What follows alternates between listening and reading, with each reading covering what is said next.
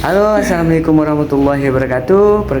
Kembali lagi dengan saya Novi Ardiansyah, dosen rekayasa perangkat lunak di sebuah universitas swasta Cilengsi, Bogor.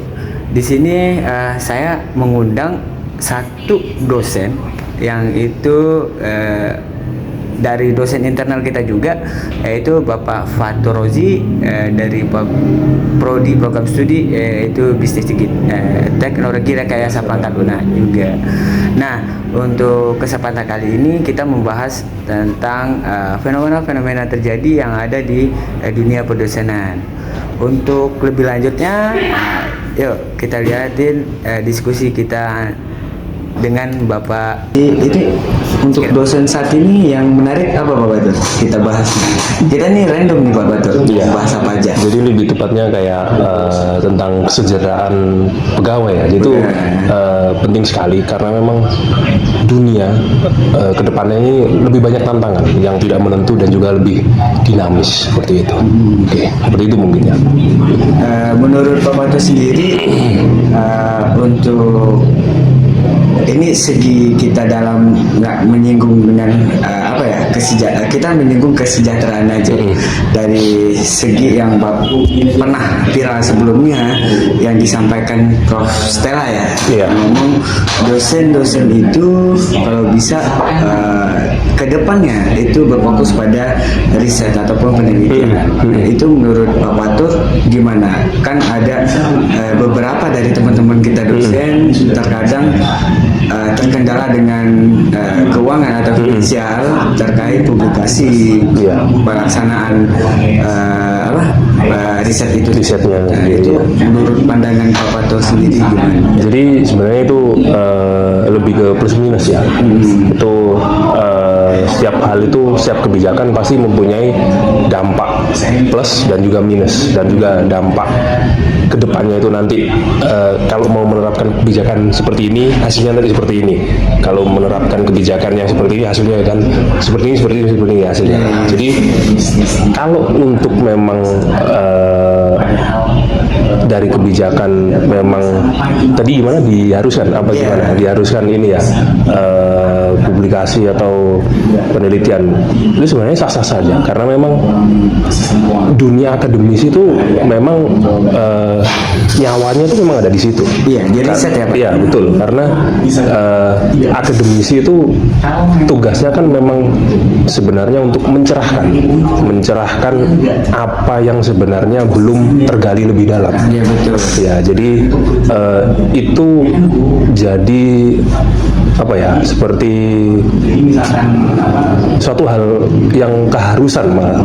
Karena memang di Indonesia mutu dari penelitian itu bisa dibilang grade-nya belum mencapai A banget ya. Jadi karena memang Indonesia itu lebih banyak kayak jumlah penelitian itu lebih banyak daripada mengutamakan kualitasnya.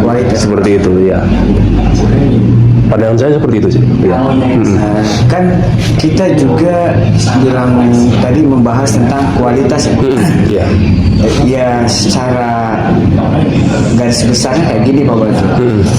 Saya punya teman yang ada di luar negeri, itu dia fokus doktoralnya itu cuman untuk riset ya, bukan di dalam akademis. Dia di luar itu ada secara akademis dan riset. Teman saya itu mengambil doktoralnya tentang riset doang. Sedangkan di Indonesia itu kadang kita tumpang tindih kadang ya. Tentang riset juga, akademis juga. Nah, jadi problemnya itu kenapa yang dibahas Profesor Stella dulu, kita itu cuma kuantitas bukan kualitas dulu ya.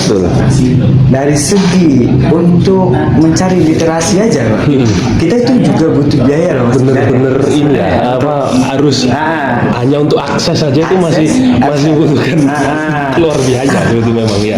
Otomatis, ironisnya di situ memang. Otomatis kita juga terbatas kan Pak untuk hal kayak gitu.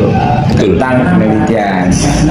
Nah, di dalam dunia dosen, salary itu perlu nggak Bapak untuk ditingkatkan untuk kesejahteraan? yang pertama bukan kesejahteraan hidup ya. Iya. Kita bahas tentang perkembangan dari penelitian atau risetnya itu. Apakah itu dari pemerintah ataupun memang kalau kita dari PTS ini dari sebuah lembaga instansi yayasan atau gimana Pak untuk menunjang salary? Betul. Jadi untuk menunjang salary itu kalau dalam pandangan saya kita harus punya wadah tersendiri. Jadi wadahnya itu harus dituangkan lewat peraturan. Jadi selama ini yang jadi masalah adalah yang mohon maaf PTS perguruan tinggi swasta itu benar-benar mengejar ketertinggalan dari perguruan tinggi negeri. Iya betul. Kemudian juga perguruan tinggi negeri, kita tahu sendiri perguruan tinggi negeri itu benar-benar disokong dari pemerintah. Jadi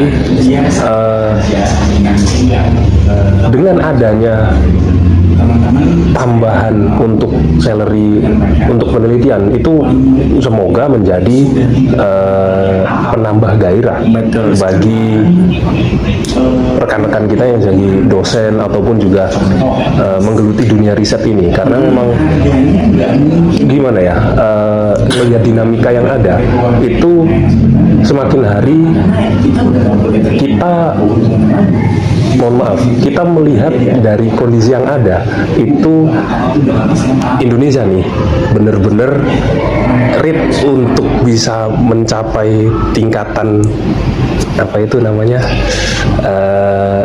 kesejahteraan itu benar-benar susah benar-benar ngos-ngosan seperti itu. Jadi ya